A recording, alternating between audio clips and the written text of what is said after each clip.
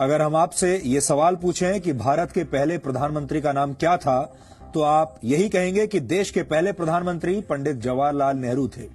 भारत के छोटे से छोटे स्कूल और बड़ी से बड़ी यूनिवर्सिटी के छात्र यही जवाब देंगे, क्योंकि बचपन से ही भारत में स्कूल की किताबों में यही इतिहास पढ़ाया गया है। आपकी कोई गलती नहीं है, लेकिन ये बात पूरी तरह सच नहीं है। सच ये है कि पंडित जवाहरलाल नेहरू से भी पहले भारत की पहली आजाद सरकार के पहले प्रधानमंत्री नेताजी सुभाष चंद्र बोस थे। शायद आपको इस बात पर यकीन नहीं होगा, लेकिन इसमें आपकी कोई गलती नहीं है। आजाद भारत में सरकारों ने कुछ खास किस्म के इतिहासकारों को ही मान्यता दी और इन इतिहासकारों ने भारत के इतिहास से जुड़ी बहुत सारी महत्वपूर्ण घटनाओं को आपसे छुपा लिया। नेताजी सुभाष चंद्र बोस भारत की पहली आजाद सरकार के प्रधानमंत्री, विदेश मंत्री और रक्षा मंत्री थे, लेकिन यह बात कभी भी आपको बताई नहीं गई, न ही आपको पढ़ाई गई। भारत सरकार ने आज एक बहुत बड़ा फैसला लिया है। इसी महीने 21 अक्टूबर को भारत की पहली आजाद सरकार की 75वीं वर्षगांठ मनाई जाएगी। इस सरकार को आजाद हिंद सरकार कहा जाता है। यह सरकार 21 अक्टूबर 1943 को बनी थी और इसका अर्थ यह हुआ कि भारत की मौजूदा सरकार ने सुभाष चंद्र बोस द्वारा स्थापित आजाद हिंद सरकार को मान्यता दे दी है। इस मौके पर प्रधानमंत्री नरेंद्र मोदी लाल किले का दौरा करेंगे और वहां आजाद हिंद फौज संग्रहालय का उद्घाटन करेंगे। इसके अलावा इसी वर्ष 30 दिसंबर को प्रधानमंत्री मोदी अंडमान निकोबार जाएंगे, क्योंकि करीब 75 वर्ष पहले 30 दिसंबर 1943 को ही अंडमान निकोबार में पहली बार सुभाष चंद्र बोस ने तिरंगा फहराया था। ये तिरंगा आजाद हिंद फौज का था और ये भारतीय जमीन पर आजादी की पहली निशानी थी। मौजूदा सरकार ऐसा क्यों कर रही है, इसके पीछे की राजनीति क्या है, ये सब कुछ तो आपने दिन भर न्यूज चैनलों पर होने वाली डिबेट्स में सुन लिया होगा, लेकिन कोई ये बात नहीं कर रहा कि नेताजी सुभाष चंद्र बोस के योगदान को हमारे देश में कमतर क्यों माना गया। आजाद हिंद फौज और आजाद हिंद सरकार जैसी उपलब्धियों को किनारे क्यों लगा दिया गया, ये सवाल आज गहरे विश्लेषण की मांग कर रहे हैं। अगर किसी परीक्षा में यह सवाल पूछ लिया जाए कि भारत की पहली आजाद सरकार के प्रधानमंत्री का नाम क्या था और आप उसके जवाब में नेताजी सुभाष चंद्र बोस का नाम लिख दें, तो आपके सारे नंबर कट जाएंगे, क्योंकि ये जवाब गलत माना जाएगा और यही इस देश का सबसे बड़ा दुर्भाग्य है। आजाद भारत के पहले प्रधानमंत्री जवाहरलाल नेहरू थे, लेकिन भारत की पहली आजाद सरकार के प्रधानमंत्री नेताजी सुभाष चंद्र बोस थे। ये फर्क आपको हमेशा याद रखना चाहिए और सुभाष चंद्र बोस को हमेशा उनके हिस्से का सम्मान देना चाहिए, ये मिलना ही चाहिए।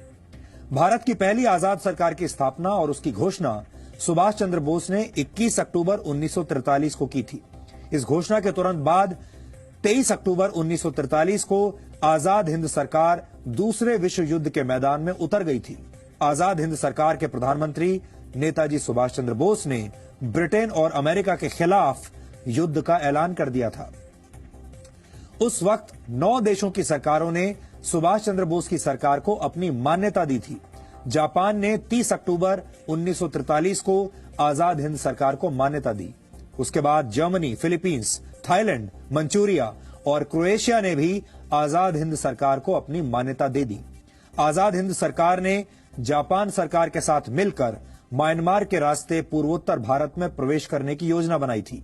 सुभाष चंद्र बोस ने बर्मा की राजधानी रंगून को अपना हेडक्वार्टर बनाया और तब वहां जापान का कब्जा हुआ करता था। 18 मार्च 1944 को सुभाष चंद्र बोस की आजाद हिंद फौज ने भारत की धरती पर कदम रखा था और उस जगह को अब नागालैंड की राजधानी कोहिमा के नाम से जाना जाता है। आजाद हिंद फौज के शौर्य में कोई कमी नहीं थी, लेकिन 2 प्रमुख वजहों से सुभाष चंद्र बोस की आजाद हिंद फौज कोहिमा से आगे नहीं बढ़ पाई। पहली वजह यह थी कि यह युद्ध जंगलों में लड़ा जा रहा था और तब जुलाई का महीना था और भारी बारिश की वजह से सेना का आगे बढ़ना मुश्किल था। और दूसरी बड़ी वजह यह थी कि आजाद हिंद फौज के पास एयर सपोर्ट नहीं था। ब्रिटिश सेना के पास लड़ाकू विमान थे, जिनके सामने आजाद हिंद फौज के सैनिक मजबूर हो गए। अगस्त 1945 में जापान के हिरोशिमा और नागासाकी में अमेरिका ने परमाणु बम से हमला कर दिया, जिसके बाद जापान ने सरेंडर कर दिया और ये सुभाष चंद्र बोस के लिए एक बहुत बड़ा झटका था। अमेरिका और ब्रिटेन ने दूसरा विश्व युद्ध जीत लिया, लेकिन नेताजी सुभाष चंद्र बोस ने हिम्मत तब भी नहीं हारी। नेताजी आजादी के नए मिशन पर निकले थे, लेकिन यह कहा जाता है कि 18 अगस्त 1945 को ताइवान में हुए एक विमान हादसे में उनकी मृत्यु हो गई। हालांकि उनकी मृत्यु आज भी एक रहस्य है। भारत की पहली आजाद सरकार के पहले प्रधानमंत्री नेताजी सुभाष चंद्र बोस इस घटना के बाद इतिहास के पन्नों में कहीं खो गए। यहां आजाद हिंद सरकार के बारे में भी आपको कुछ बातें जरूर जाननी चाहिए। सुभाष चंद्र बोस आजाद हिंद सरकार के पहले प्रधानमंत्री, रक्षा मंत्री और विदेश मंत्री थे। Lieutenant colonel AC Chatterjee Azad Hind सरकार के वित्त मंत्री थे। SA अय्यर आजाद हिंद सरकार के प्रचार मंत्री थे। रास बिहारी बोस को आजाद हिंद सरकार का सलाहकार बनाया गया था और इस सरकार की स्थापना करते वक्त नेताजी सुभाष चंद्र बोस ने यह शपथ ली थी कि ईश्वर के नाम पर मैं ये पवित्र शपथ लेता हूं कि भारत और उसके 38 करोड़ लोगों को आजाद करवाऊंगा। ये उनकी शपथ थी। आजाद हिंद सरकार ने यह तय किया था कि तिरंगा झंडा भारत का राष्ट्रीय ध्वज होगा। विश्व प्रसिद्ध साहित्यकार रविंद्रनाथ टैगोर का जन गण मन भारत का राष्ट्रगान होगा और लोग एक दूसरे से अभिवादन के लिए जय हिंद का प्रयोग करेंगे। नेताजी सुभाष चंद्र बोस की कथित मृत्यु के बाद भी ब्रिटेन और अमेरिका की खुफिया एजेंसियां पूरी दुनिया में उनकी तलाश करती रहीं। ये वो दौर था जब अहिंसा के पुजारियों पर लाठियां बरसाना अंग्रेजों का बहुत प्रिय शौक था, लेकिन सुभाष चंद्र बोस ने खून का बदला खून से लेने की नीति पर काम किया। ये सुभाष चंद्र बोस द्वारा छेड़ा गया रक्त रंजित संग्राम था, जिसमें अंग्रेजों की सेना के 45,000 से ज्यादा सैनिकों की मौत हुई थी। बर्मा की जंग में अंग्रेजों की सेना सुभाष चंद्र बोस के चक्रव्यूह में इस तरह फंसी कि ब्रिटिश सेना के 10,000 से ज्यादा सैनिक बीमारियों का शिकार हो गए थे।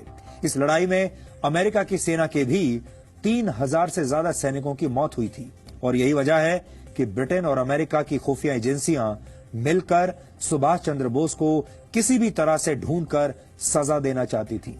अंग्रेजों ने उन पर हजारों अंग्रेज सैनिकों की हत्या के आरोप लगाए, लेकिन ये आरोप सुभाष चंद्र बोस के लिए किसी मेडल से कम नहीं थे। भारत में लाखों लोगों की हत्या करने वाले अंग्रेजों को सुभाष चंद्र बोस ने यह बता दिया था कि अहिंसा और शांति भारत की कमजोरी नहीं, भारत को हथियारों से जवाब देना भी उतना ही अच्छी तरीके से आता है।